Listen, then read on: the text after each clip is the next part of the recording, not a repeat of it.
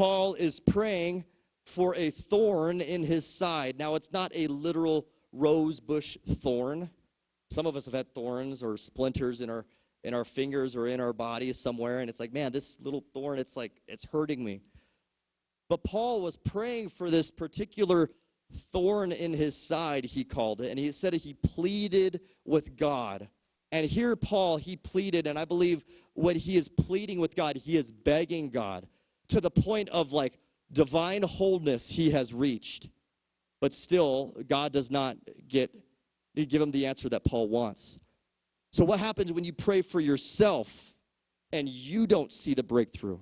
You don't see the healing for your body. You don't get the job that you wanted. You don't get the answers that you wanted. What do you do when you pray for yourself? This is how God actually responds to Paul. He says, my grace, this is in verse 9 of chapter 12, my grace is sufficient for you, for my strength is made perfect in weakness. Here's what the enemy wants you to believe. He wants you to believe there's one or two options. It's either, man, you either have to pray for that thing to be gone so you could be successful, or you're not going to have that healing breakthrough that you actually want, and you're not going to live the life that you actually wanted to live.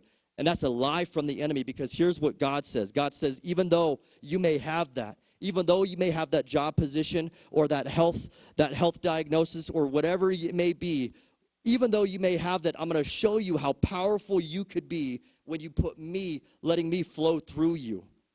That's what Paul started to understand and to get. That's the third option. It's an opportunity for God to empower you when your prayer don't get answered for yourself.